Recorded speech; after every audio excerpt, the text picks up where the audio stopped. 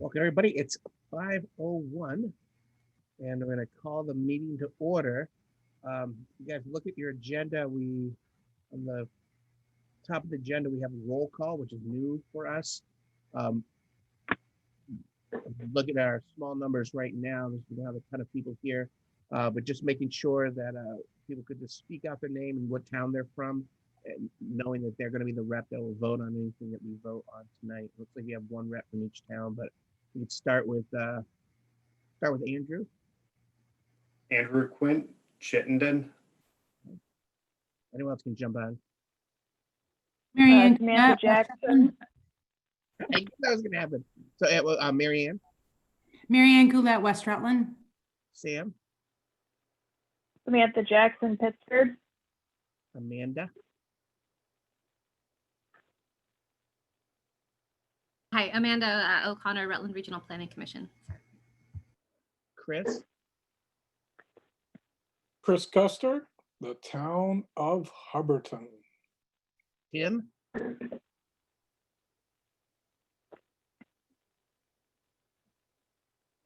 Tim's from Castleton. I was getting some correct. Oh, Tim. Yeah, Tim Monks from Castleton. Sorry. That's a little awkward. We're getting used to I it. thought you said Ian. No, I'm gonna get one of those Backstreet Boys mics for next week, for next meeting. Do we have any motions to approve the agenda? Amanda moves to approve the agenda. Do we have a second? Second. Second from Marianne. Any adjustments or all those in favor? Or actually, by unanimous consent, does everyone approve? Looks like we have a unanimous consent. We'll go ahead and approve the agenda. Moving on to item number 3, new member approval. We, over the last couple of weeks, since our last meeting, the towns of Fairhaven, Poultney, and West Haven their select boards have all voted to join. So I'd entertain a motion to approve all of those new members. Marianne makes that motion. I second it, Chris. Second from Chris. Yes. Okay, all those in favor, signify by saying aye. Aye. Aye. Aye. It's unanimous. Welcome Fairhaven, Poultney, and West Haven with their various members to be named. Congratulations. Thanks for joining our ranks. We're going to need the work and the help because we now have a presentation from Alex and Carol. You guys go ahead. The floor is yours. Great. Thanks, Bill. And hi, everyone. Good to see you for the first time. If we haven't met before, I'm Alex. I'm with Rural Innovation Strategies. Carol obviously is with ValleyNet. And we're here to present the findings of our feasibility report. And I guess I'll just go through a little bit of context just to make sure we're all on the same page. As you all know, the Broadband Innovation Grant has 2 phases: a feasibility phase where we take a high-level look at what does the CUD need to do to have a feasible project or a feasible path towards building a fiber to the premise network in the region. That's what we're here to talk about today. The next steps after this involve submitting, obviously, to the Public Service Department and getting the go-ahead to move into the business planning phase. Much more collaborative and detailed look at how do you build a business case around the feasible paths that we've identified today. So, we're going to go through this presentation, give you our high-level conclusions and learnings. Everyone is going to have a lot of questions, and that's okay. We're here to help you, understand everything in this presentation. You'll also very soon, I think tomorrow, be able to read the full report, which is 60 pages, which will go into more detail. And then, as I mentioned, the business plan will go into an even greater level of detail, and that's where you'll really understand how to operationalize and execute on your path to a fiber network. So I'm sure we won't be able to cover everyone's questions today, but we'll be able to come back and answer any follow-up questions you may have that will surely arise after you hear the presentation, read the report, and start thinking about what's next. So without further ado, I'm gonna, Alex, one question though before you start. yeah, Will you make the presentation available to us? yes, definitely. Okay. Okay. Bill, I need screen sharing capabilities. So, yep, you can have a copy of the presentation, and obviously the presentation is a summary of the much longer report. So, hopefully, between the two of those, we'll have covered everything. So I'll do the first half, and then I'll let Carol jump into the second half. So, at high level, wanted to look at, what are we looking at when we say is the network feasible? What is this feasibility report actually telling us? So the parameters that we care about are, first, is the network technically feasible, right? Is it possible? Do you have connections to backhaul? Is it possible to build a network in the region? And I can not bury the lead, say it's absolutely technically feasible. Two, we look at, what is the size currently, how many potential customers are there, and are there enough households passed to reach a viable final size, right? You can't really build a small network and leave it there, because you need enough critical mass to start getting, efficiencies due to scale, and to be able to partner with an operator that finds the network worthwhile from a financial standpoint, which means it needs to be big enough. And then the third thing we looked at is what do the financials look like as you build the network? And there's some things that the state requires to be considered feasible. They require the network to be cash flow positive after year 3. And by cash flow, earnings before interest, taxes, depreciation, and amortization. And there are other parameters that we look at, knowing what your path is going to need to be to actually building the full network. So you're also going to need to have an EBITDA ratio of 1.25 or better, and that will allow you to access municipal revenue bonds to fund out the construction later on in a few years. And this is exactly what EC Fiber is doing. That is the model. And we also look at the internal rate of return, because when all is said and done, we want to make sure that the internal rate of return is actually greater than the cost of capital. How do we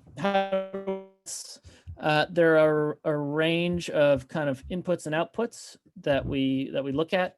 Inputs include, population and density along road segments. We look at construction costs, other costs associated with building the network. We look at the funding sources that are available to you in the interest rates, and what the conditions are on those funding sources. And we come up with an optimal build sequence, at least from what we know now, which will be approximately the same as what your likely build sequence is when you actually go to do it. And we also look at, current data we have from EC Fiber's network, like what are subscription rates like? What are subscription rates 1 year after a network is built, and 2 and 3, and in different kind of conditions and scenarios. So we'll go over in more detail what some of these numbers actually are, but what this model tells us is, how many miles of network are you likely to build, or should you build in each year? How many miles are going to be in areas where there's existing cable? And that's important because it's significantly more expensive to build in areas where there's existing cable, as we've talked about before. And how many miles are in uncabled areas? How many premises are you going to pass each year? How many customers can you expect? And that kind of percolates through to help us understand what your revenue is going to look like. Obviously, that helps us understand what you need to cover your debt service, what you need to achieve the EBITDA ratio, and ultimately we'll understand the financial viability of the network. So So, you can look in our report to understand all of the assumptions in the model, and I'll just hit some of the high level ones that I know people like to know about. Construction costs this year have gone up quite appreciably. And that's a result of a lot of factors related to the pandemic, including increased demand for the labor needed. Everybody is hiring technicians to do more installations, and there's a great crunch on the labor market, which is driving up prices. There are also capacity constraints on various factories that build important parts, including the fiber itself. And that has landed us in a place where for, again, miles of fiber that are strung along utility poles, so aerial fiber in uncabled areas, that's been about $28,000 a year this year during the pandemic. And then in those cabled areas, that price actually goes up to about $38,000 a year on average. So those are some of the really important numbers that we look at in the model. But at the same time, the pandemic has greatly increased the subscription rates, also, which you'll also hear called penetration rates or take rates. And so, the chart on the right shows, year after year, what the up-to-date subscription rates are. So when you overbuild a section of cable, in year one, you can expect 11% on average of the potential customers or potential premises to sign up. And then that increases each year.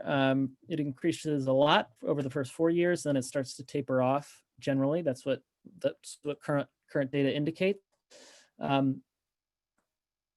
Mentioned the penetration rates in the uncabled areas are much higher, and that's simply because switching from cable to fiber is, cable's pretty good internet, and sometimes it's hard to cut the cord, and you've got a package that's bundled or whatever. For whatever reason, you'll receive a greater penetration rate when you're obviously providing great internet to people who are still on DSL or something like that. So the average revenue per user we use for the feasibility study is $105 a month. That may sound expensive, but it's a combination of different factors. It's an average. So because we're modeling the feasibility portion of things off of EC Fiber's network, we're using roughly the same average revenue per user that they achieve across 3 different tiers of service and an optional phone service for people who want essentially phone. And the average revenue per user we used in the model is less than EC Fiber's because we wanted to build in a little cushion and just be a little bit careful about that. So, and the other thing to note is that the average revenue per user in our model actually declines a little bit over time because people are slowly but surely subscribing to the phone service less and less as they switch to only using cell phones. So, so I mentioned the cushion we built into the model. So, source of capital, we know you've gotten some money through the CARES Act. There may be more on the way. Next year. We don't know for sure. And you've gotten money through the Vermont Community Foundation. We built the model based on this middle section of money that we know is available to you. Right? Didn't want to bank on anything we weren't sure of, and that money we know is a VITA loan at 4%, which does require 10% match, and then subordinated debt, which comes in about 8 or 9% interest rate, and then revenue bonds. And again, that doesn't start for a couple years until you've got a steady revenue and an EBITDA ratio that allows it. But we are going to continually look out for better forms of capital, cheaper forms of capital, and that will be really important to building faster and reducing the risk. So it could be that USDA RUS loans become available least for part of the region, and we're looking to the next administration for that, because I think the USDA right now is not making any more decisions about either parameters which might change or even awards. So next year that may change, and we're hopeful on that, and that would be great capital. Additionally, I think the state of Vermont is going to keep pushing as hard as they can to help CUDs, and that may mean they make additional grants or loans available, or perhaps improve the terms of the VITA program. And ongoing right now is the biggest investment in rural broadband that the FCC has ever made in the Rural Digital Opportunity Fund auction. And obviously you didn't apply for any of those funds yourselves. You weren't mature enough or established enough, but it may be that an entity in the region secures some of those funds and may want to partner with you. And so we'll keep an eye out for the results of that auction as well. So the CUD right now, well, I guess you have a few more members than perhaps when I put the slide together. You've got 10 towns. And what we did was we modeled it assuming that basically all of the towns in the Rutland region, except for any towns that had existing fiber, were part of the CUD.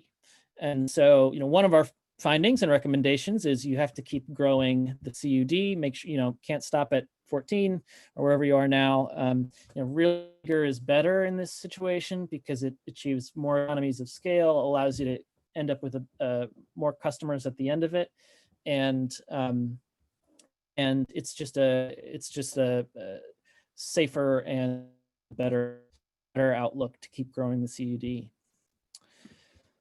And then I think this is my last slide, and then I'll hand it over to Carol. So we looked at a bunch of different scenarios. We looked at a scenario where you operated on your own. Essentially, you again, incorporated all the towns in the region, but stopped growing there. We looked at a scenario where you merged with the CUD to the north. Again, bigger is always better, and we'll talk about what the outlook is between these two scenarios.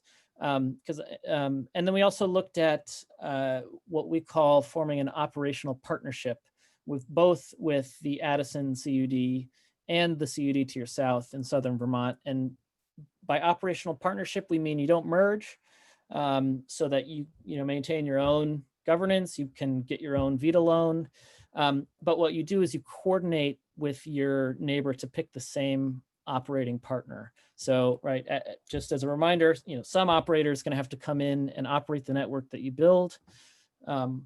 And if you pick the same operator as one of your neighbors, that allows them to achieve some economies of scale and can ultimately, obviously, make for a more favorable situation for you. So you'll have to design the network with the same standards, same brand of equipment and electronics, and kind of build it for interoperability, but it'll allow you to achieve a lot of savings due to scale, and the operator can also save by not having to have, you don't have to pay for two operators with their own equipment, their own leadership and all that. That really does create some savings. So Carol, why don't I turn it over to you and let me know when I can move the page. I was assuming you could all read lips. Common thing here, right? Unmute yourself. So that we did find that the network consisting, I think we're on to the next slide, aren't you? Well, consisting of the only towns. This is a summary, sorry, yeah, go ahead. In the Rutland region is feasible, but there's very little room for error. And this is what we're finding in much of Vermont, where the cable companies have built through the center of town and branched off left and right, north and south, but have left the more rural areas of towns unserved. And then those towns, of course, that are really even further to the west have no service, or no service to speak of except for DSL. And we're finding that to be true as you come up on the west side of Vermont, but and then in pockets as throughout the rest of Vermont. And that's true for the EC Fiber District as well. So we all know that Hartford is fully cabled, and that's an example of a town that's really cabled. But then you look at towns like Royalton or Randolph and find that there's just a great deal of cable, but most of it is in the center of those towns, and that leaving the outskirts unserved. And that's pretty similar to this region as well. But it makes it a little bit difficult in that, as Alex has pointed out, that overbuilding a cabled area is more expensive than an uncabled area, and that's because of the equipment on the poles. The make-ready work is more expensive. Often poles have to be replaced, and so that piece of the construction is just more expensive. And then the take rates are less in the cabled areas. I'd like to convince my husband to give up his remote control, but I think that's hard for some people to cut the cord and just go with a streaming service where they have to pick and choose what they're going to watch before they watch it. So it's harder for them to cut the cord, and that means that the take rates are less. And some people just like the triple play concept.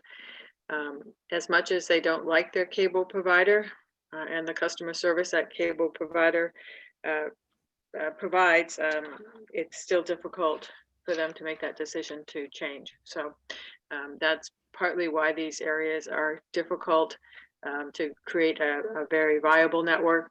But in this case, it is viable. And if it were easy to do, it would be done already, right? So, so we have suggested merging, or at least coordinating with Addison as an example, to introduce some economies of scale and to make the network more resilient in the face of some competitive response. Because as soon as you overbuild that cable area, those very large companies have the ability to drop their prices and take a loss in that area, and they make up their money someplace else. Bigger is better. EC Fiber just went to 31 towns from 23. So they're growing as well. and it was a decision they could, I'm going to say, easily make, because the operations, they don't have to increase the operations by any great amount to take on the additional 7 towns. So there's really a great deal of economy of scale there as well.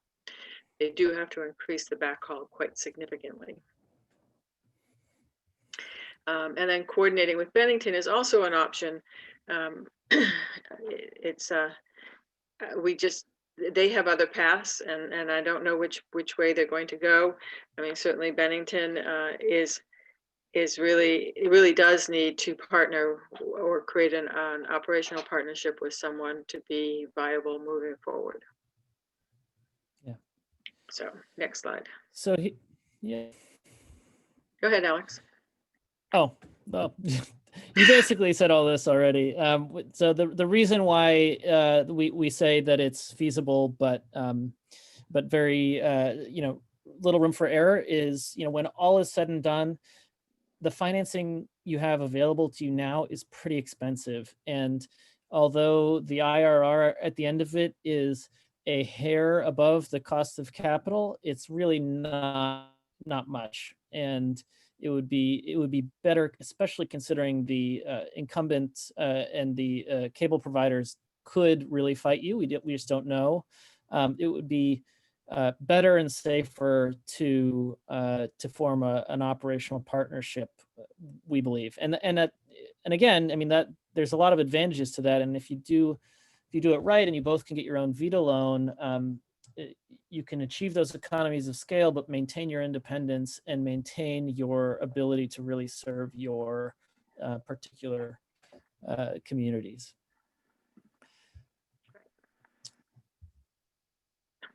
Okay.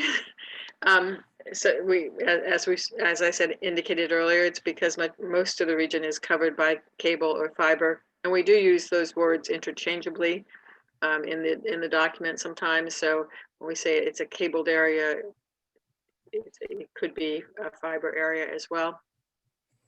And those construction costs are higher, the take rates are lower, and the cable companies have the ability to respond to any competition. And the increased costs of construction, we're certainly seeing it over this past year. There has been a real slowdown on fiber. We're looking at almost a 6-month lead time on fiber deliveries, and then the costs have gone up as well. That might change in the coming year. I mean, we don't know what will happen in terms of the tariffs that have been placed on the Chinese market. Most of those products come from China. And so that, in my mind, this is one area where the US could become more secure, would be to build some of those products at home and make us less dependent. But that's the way it is today. And then there are Corning factories and others that have been working at about 50% capacity due to COVID. So those vaccines are critical to this market, and let's get them out there so, to get these people back to work. Yeah. We all know that there's 9 CUDs in Vermont right now, and across New England, the RDOF auction was incredibly competitive across the U.S. actually, but particularly across New England, and so that's also going to drive up prices. There's going to be a lot of competition for resources, for not just the material resources, but also construction resources, whether that's a local company like Eustis or larger companies like Waveguide. They're running at 150% right now. So that will continue to happen as well.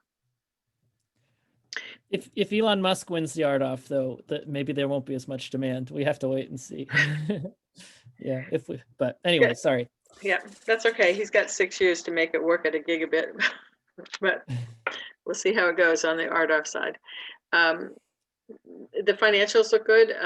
It's certainly technically feasible. There are a number of backhaul providers that go up through that side of the state. Many of them go up to Montreal or back down to Albany. So there's some redundancy there in terms of creating a network that can be redundant in that way. So I think that's not an issue at all. And you do have the customer base to do that. And as I said, the financials look good.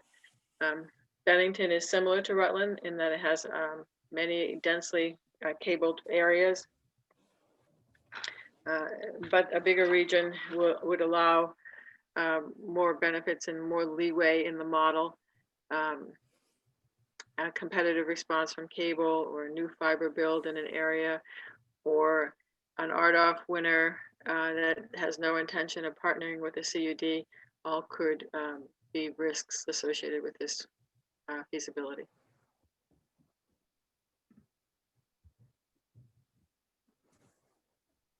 So what could change the viability? So we talked a little bit about RDOF, Rural Digital Opportunity Fund winners. The auction closed the day before Thanksgiving. The FCC is pulling together the results, and we probably will hear about that in the next few weeks to some extent, but we're all counting on January to really have that solidified.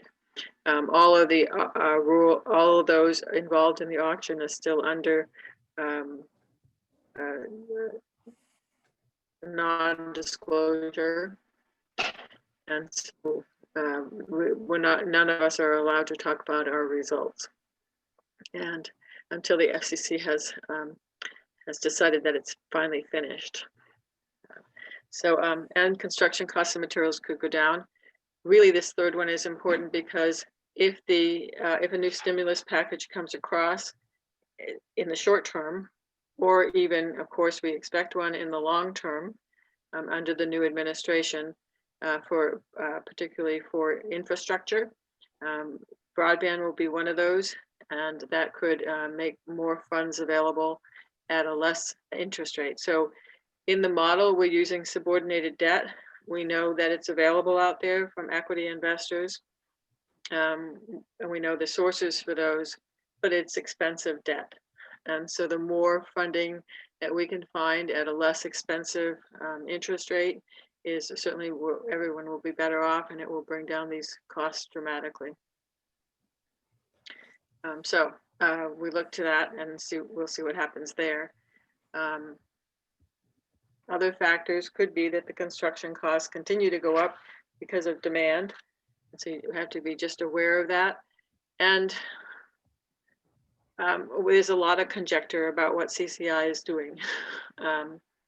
Their investor reports have said they have an infusion of cash from an equity investor in CCI, and they have stated that they plan to roll out fiber to about 200,000 premises in Vermont. We have no idea if they actually participated in RDOF and where they participated and what they will get out of that as well, and whether any of that will be Vermont. I can tell you though that they have in the last year and a half been much more open to private-public partnerships than they had in the past, and they're certainly doing that in New Hampshire. I think they're up to 8 or 9 towns in New Hampshire where they've created this public-private partnership arrangement with those towns to bring fiber to the premise, including the one that I live in here in Dublin. So I don't have a fiber connection yet, but by the end of the first quarter, I will. And so that's really thinking out of the box for them. They would have, if someone had said that was possible 2 years ago, I would have said no. But they have a new CCI has sort of infiltrated the Fairpoint ranks, and they have a new outlook on that. And so it would be interesting to see if they would be interested in some public-private partnerships someplace in Vermont. That we don't really know yet either, but it's becoming more clear every day. So. Yeah. Yep, so the path ahead, we recommend pursuing a partnership with Addison or to at least choose the same operator. And the reason for that is that an operator, the more premises they serve, that they operate, the less per premise the costs are. And so it's beneficial to them to be serving a larger region, particularly if it's an operator from out of state that might have to establish a premise in the region. So that I think is something that should be seriously considered. You could merge the CUDs together, but I think the language around the VITA funding wouldn't allow you to have 2 loans if you did that. Now that could change as we move forward, because I think the state is recognizing that as an obstacle. And they're also recognizing the fact that the 4 million is not enough. And so if they increase that, then that interest rate is much lower than, of course, subordinated debt. And so it will bring down those costs as well.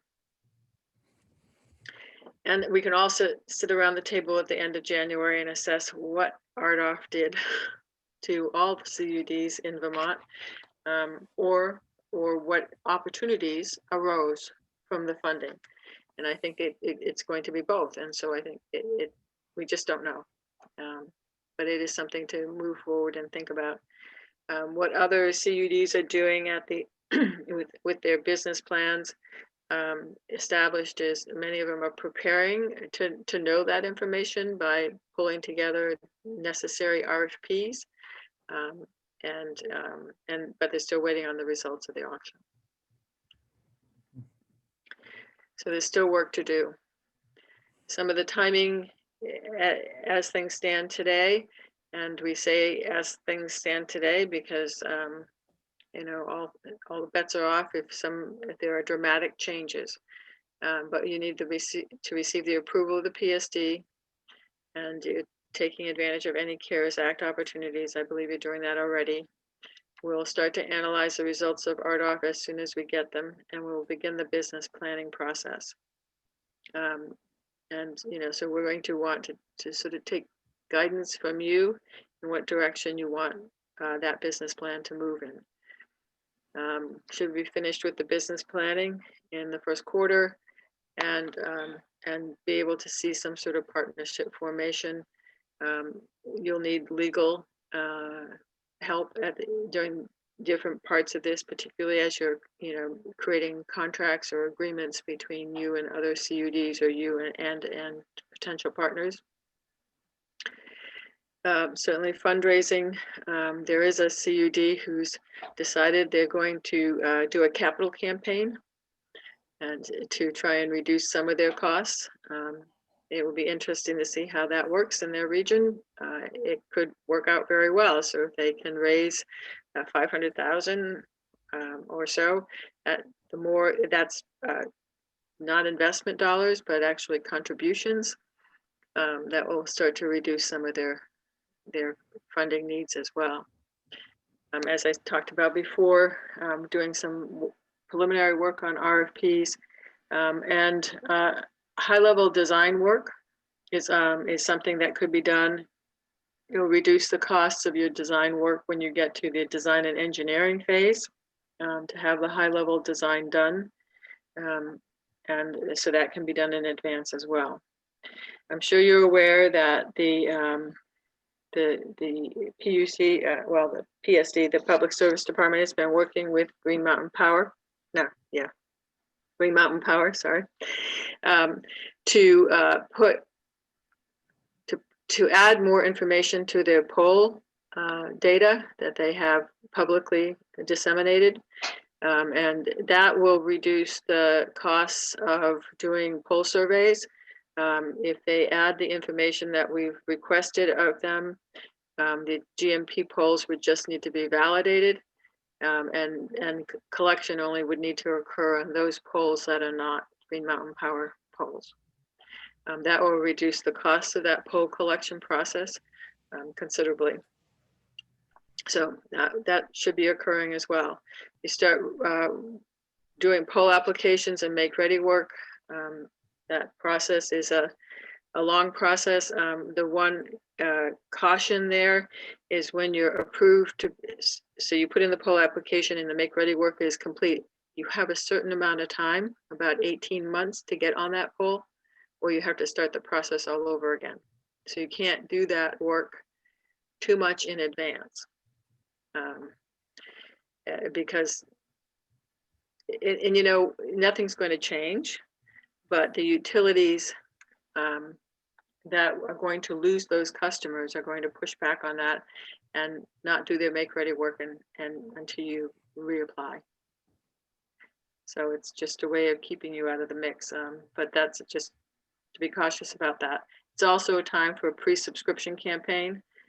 We didn't do surveys because we think we have enough information on these areas to not need to not have done a survey.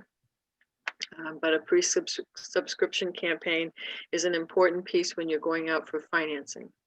It's great to be able to say there are 2,500 customers who want to be served and know that in advance.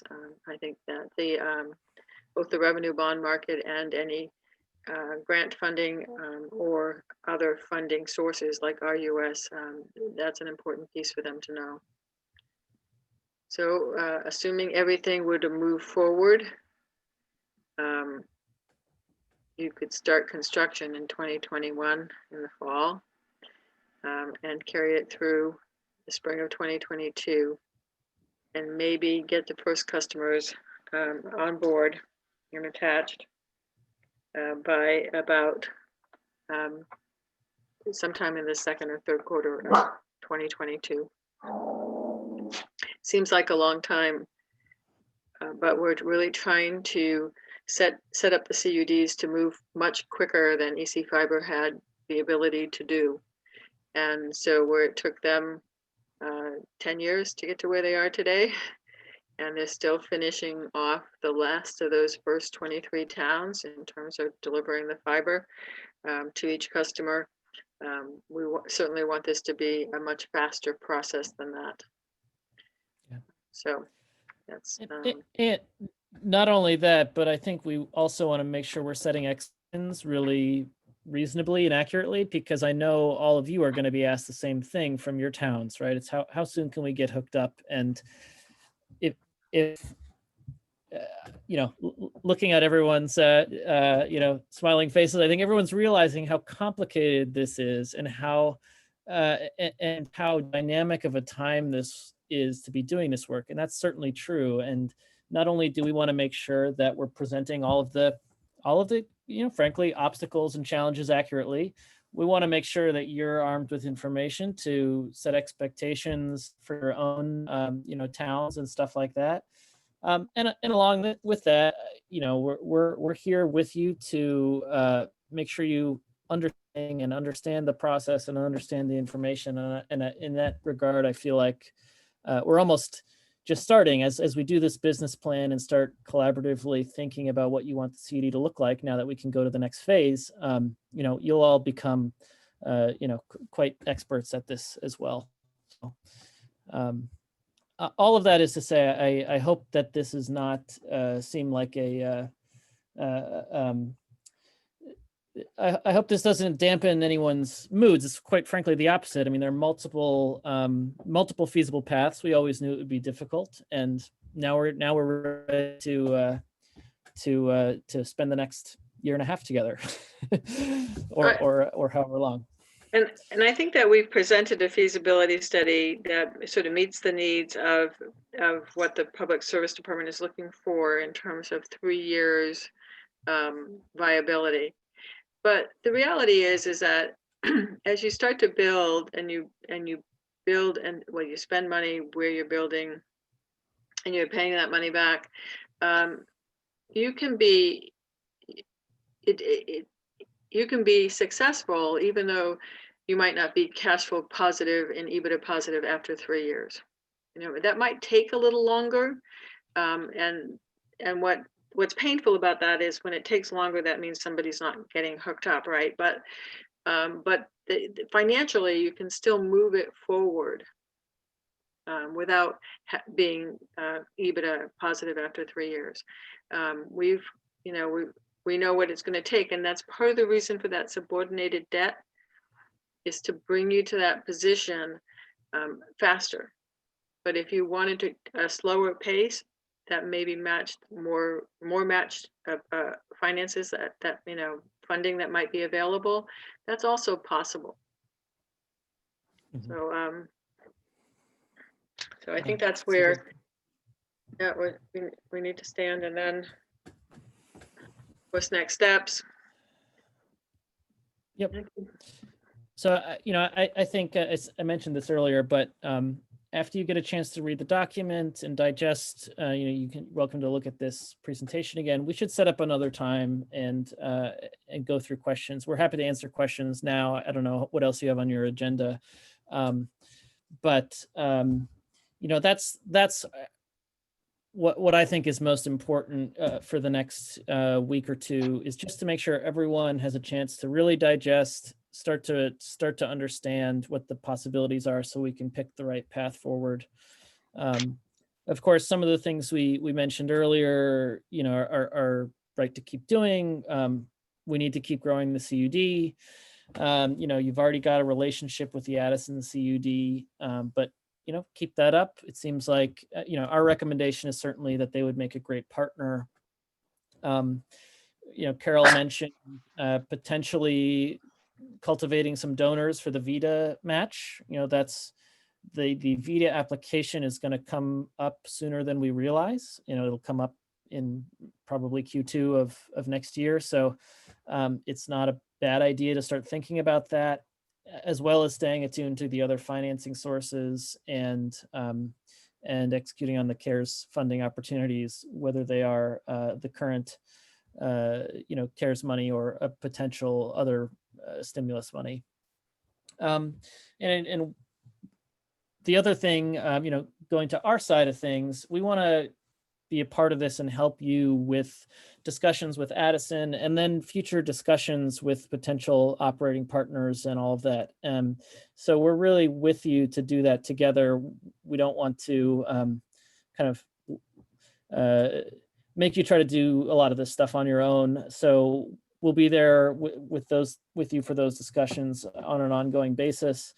And we're also ready to start business planning as soon as the Public Service Department gives us the go ahead to go to the next phase. And they have 10 days to do that. So that should happen, this month. Hopefully we'll have RDOF results in about the same timeline, so we can have all the information we need to hit the ground running. And then, as Carol mentioned, this is a dynamic and challenging environment, but we just, we'll keep the ball rolling. We'll keep building out the business plan, and we'll learn a lot of information over the next couple months that will help us all land at really the right path forward that everyone's comfortable with and can be executed on. So I think it's all up from here. Well, thank you, Alex. Thank you, Carol. I'm sure people have billions of questions. We do have a rather robust agenda. However, if there's any like pressing questions, something that wouldn't be answered by an opportunity to sort of have this information sit and settle and look at, looking at the PowerPoint again and the study that's being filed with the state. Does anybody have any general questions that couldn't wait for that? Seems like, yeah, it's a lot of information. Yeah, it is. Oh, well, thank you guys very much for coming to our meeting. Thank you for all the work you did on this, and obviously thank you to the Rutland Regional Planning Commission for filing for the Broadband Innovation Grant that funded this feasibility study. And yeah, we'll be in touch.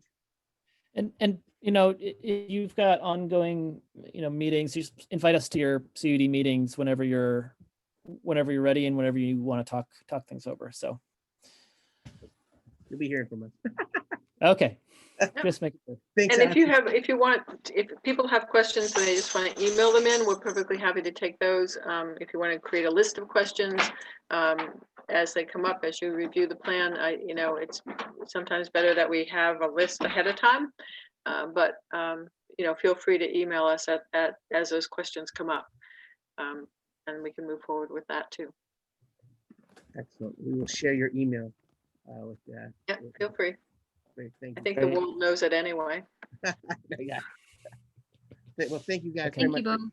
I really Thanks, everyone. hard work. Thanks. This is fantastic. I'm buoyed by it. I feel super confident that we can get this done. That's there's a path. So moving on to our next agenda item. Got a lot to get through. Legal services update. In contact with our attorney, we've gotten some more guidance about the way that our CUD needs to be set up, and as such, we need to pass a couple policies or amend. The first policy, I guess we need to consider is our bylaws amendment with our amended bylaws, which were sent out by way of email. I didn't know if anybody wanted to make a motion to approve those amended bylaws. Amanda moves to approve. We have a second.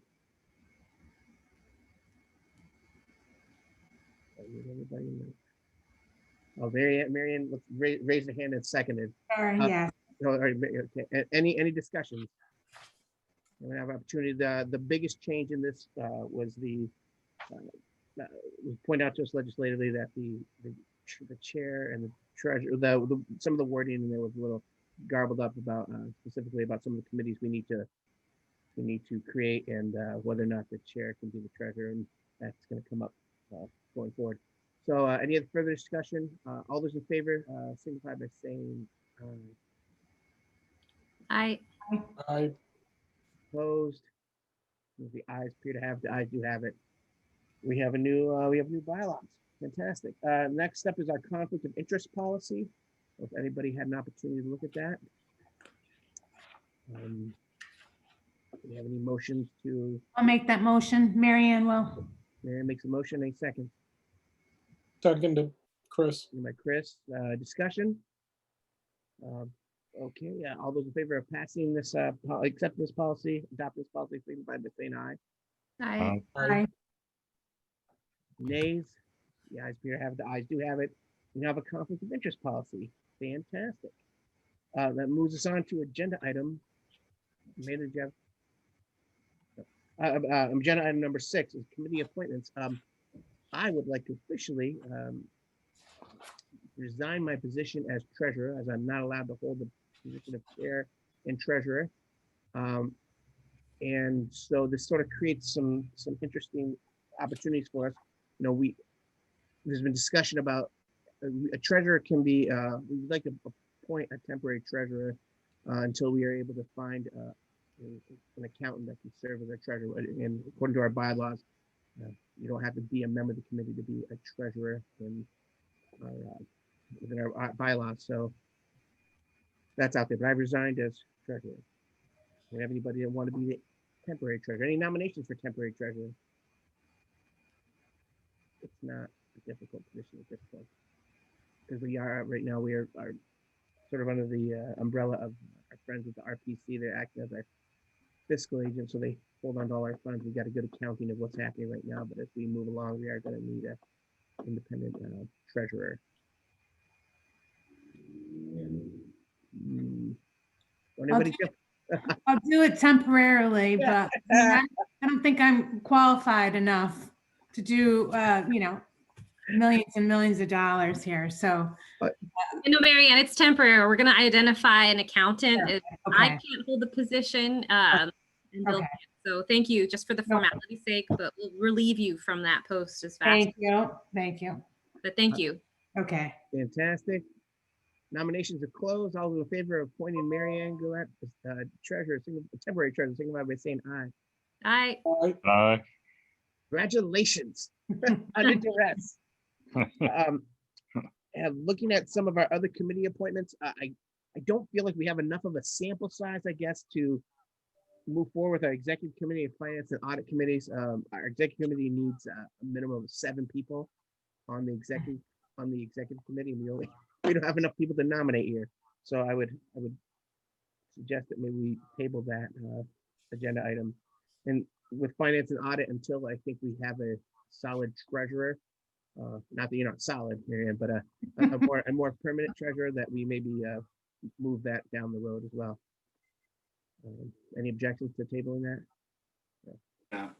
Okay, moving on to grant updates. Amanda?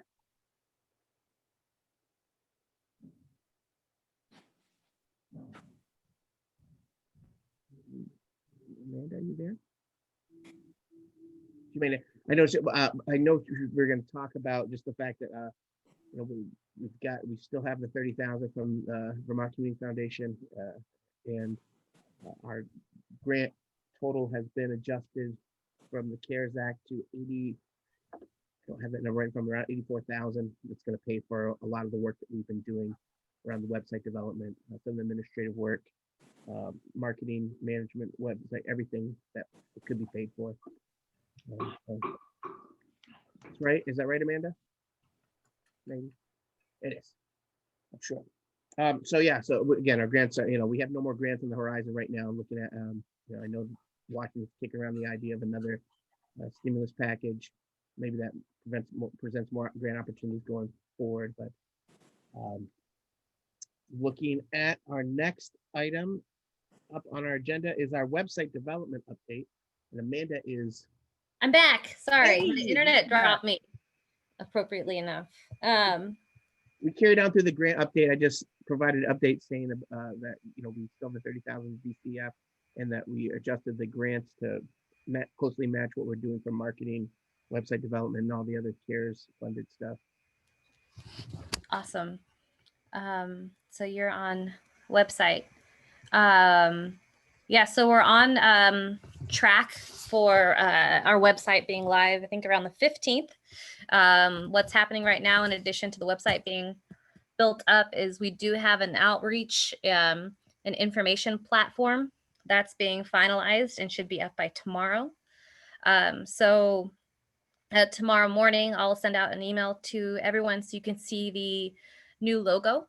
That was selected. Very grateful for feedback, and didn't really anticipate the one that we are going with, but it's a good one. I just went through some iterations. We got some feedback, and then feedback from the designer as well. But it's all very good to go. So tomorrow you'll see a link to the outreach platform the logo in about a week and a half, then the website. And if I'm not skipping, I guess a bit down into marketing. Alongside with that, we've also drafted up and developed signage for hotspots that the CUD has really pushed forward with the Department of Public Service for the region. I think we have at least 14 that we've really shepherded along the way. And so in addition to having 300 to 450 foot range, depending on the device that you're using, it's in, like I said, 14 different locations or such as well, where we'll be providing signage for these locations. So that's exciting. And we'll also be sending out mailers to nearly 25,000 addresses throughout the region to let them know of both Otter Creek CUD, what resources the CUD can provide, as well as state resources such as broadband subsidy programs that are available. And information can be found on the same platform, that outreach platform that we'll be finalizing tomorrow. So the CUD has been very active, and we'll be making we'll be making more noise, I guess you could say, starting Friday, and then the mailings will be going out closer towards Christmas, but before the end of the year. Fantastic. Fantastic work. Amanda's been working night and day, getting a lot of this pulled together in the short amount of time, considering how the CARES Act fund sunsetting. And so, hats off to her and the hard work that she and the RPC have been doing to shepherd this forward. And that sort of moves kind of into, talking about marketing, talking about generally the looking at our next item is job description for potential clerk. There's a lot of work coming up. I mean, you got this. What I felt was really a rosy report from our friends at RISI. Like, this is possible. We can do this work, but we're going to need, many hands make for light work. And there's a lot, now that we're getting closer to a business plan and how we can really achieve this, it becomes a little more tangible about some of the steps that we can take as volunteers of the committee to do the work. So, the next few meetings are going to be important to attend, or send a rep from your town to attend, as we start doing the committee assignments around, again, executive committee, finance and audit, marketing committee. There's going to be some people that are more, they're going to be a little more adept at the technical side. We're going to need help in all of those things. Again, tremendous amount of work that was being done by RPC, but going forward, like, there's a lot of stuff that we as volunteers can really work on making this happen. Bill, I wonder if you should send an email out ahead of time and ask people what committee they might want to serve on, and then we can just vote on it next meeting, because I think it's important that every town is represented, and if they're not going to attend the meeting, then they won't be able to participate. So anyway, I think that's a fantastic idea, and we'll incorporate that into our emails going forward. We'll identify the committee, the positions that are open, and provide an opportunity for people to sign up or say that they're interested, and then be bullied outside of that to get it. No. We'll get more people on this committee. But again, there's a lot of things that can be taken care of with just an hour or two of work from other committee members throughout the month. So looking at the mailings, and with that marketing too, I want to. We also have a telephone number now, right, Amanda? Oh, sorry. Yes, No, I that's was muted. I'm just, yeah, it was something that It was seemed a like headache, so it's an achievement to have a number. Yeah, we have a telephone number that people can call and leave a voicemail at 802-276-1124. That'll be on the cards that Amanda put together, but excited about we'll have a website and the pre-enrollment stuff. Like, a lot of this stuff's going to hit the ground, and by the end of the year, I think we're going to be swimming in possibilities. Looking at number 10, job description potential clerk.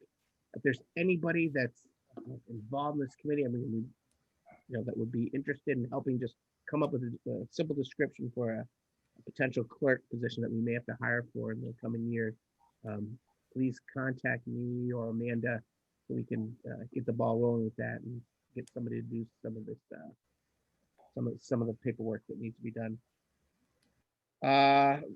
Emergency hotspot deployment. Amanda kind of talked about that. We've done a tremendous job through Amanda in the Department of Public Service. And actually our VCUDA meeting today, they talked about how the libraries are jumping in on helping out with some of the CARES, administer some of these CARES Act and potentially have the opportunity to rent hotspots, or I mean, to loan hotspots from libraries. Is that how you understood it, Amanda? A MiFi. Yeah. MiFi, So a MiFi is a personal hotspot. yeah, the local, yeah, your own personal hotspot. Like you had a cell phone that you could. So that's exciting. We're going to be providing a lot more opportunities. VCUDA update. Not much to update there. We're working on policy. Amanda's our rep. I'm a rep for our policy advocacy. And they're coming up with a cogent plan to put forward for the 2021 legislative session. So potential training for members. There's another CUD member who's also on a state board. I can't remember the name of the board. I'm really starting to get a little burnt out. But they That's the telecommunications committee, as well as the Vermont Community Foundation's telecommunications contact. Thank you. Yeah, he's and they're putting together a training for CUD members. So when people come like Rizzy, we can work on understanding the terminology, understand how this works. It's a lot to sort of ingest in, an hour or two at a time. And they're coming up with looks like a really interesting training for CUD members. So when that gets announced, I encourage all of our members and alternates to attend when that training comes up, because it's going to be important, especially going forward at the point which we're at in 2021, 2022. New member recruitment. ABR, right? Always be recruiting. If you've got friends in other towns and neighboring towns that are wondering what we're doing, if you want to drop them a line, talk to them about it. Certainly the mailer will help with new member recruitment and pushing some of those select boards to vote to join. We want. I We mean, want them all. We want Proctor, okay. We need Proctor. Okay. Mendon, right? Yep, Proctor, Mendon, Clarendon. Big fish. Wallingford. They're actually pretty wired for fiber Yeah. based on the Department of Public Service maps. I don't know, but Tinmouth potentially. Wired for fiber, at least as Are of they now. I don't know if really? it's feasible, but the infrastructure, from what I've heard, is there. I don't know if people can afford it though. Okay. Need to connect with parts of Shrewsbury. I think half the town has connection, half does not. And same with Pollitt. I think West Pollitt, it does not have any connection, or does not have sufficient internet, and half does. So those areas a little bit more hit and miss. But if we get them, that gives us more numbers, right? We're getting independent. I mean, like independent of our. I wonder if you should see if you can attend a select board meeting. Yeah, I will Hate commit. that, I will you commit to know. attending the select board meetings for sure. I love them. Only because, we know. Yeah. I hear what you're Yeah. saying. yeah, okay. And if again, if you look at the way that we've gotten some of the members we have right now, it's sort of one or two people in the community going to select board meeting or going to a town manager, and speaking something like, oh yeah, sure, we can do that. Oh, didn't realize it was that easy. But if you have existing relationships you want to exploit, or please do, because it's a vote, and there's no downside for them to join, and chances are we'll probably end up in their communities at some point providing fiber. Okay. I'll reach out. Thank you very much. Any other business to talk about? Looking at setting our next meeting, we have a meeting that we're going to set up that we have to set up for the 15th of December. right around there. It will be officially, we had our public hearing, but it'll serve as our annual meeting to hear for the budget for next year. So we've got to have this meeting by statute. So we'll be planning a meeting for the 15th. I'll send out a time tomorrow. Try to plan on them, you alternate or you showing up for that annual meeting. That'd be great. You have anything, Amanda? Anybody else? I think that can be our last meeting for the year. December's been a little bit heavy, and we'll be ready and hopefully refreshed for a January kickoff. From your lips to God's ears. Amen. We entertain a motion to adjourn. Yeah, I make a motion, we adjourn. All right, so we got I second that. out of the way. Chris and Andrew, the second. All those in favor? Aye. Aye. We'll see you guys. Thank you so much for taking the time tonight. And I'll be sending out. I'll send out the PowerPoint to everybody. We'll be posting the report once we have the official report on the website that's currently temporarily housed at the Town of Brandon website. Thanks, everybody. Thanks. Thank you. Thank Good you. night. Have a good night. Bye. Bye.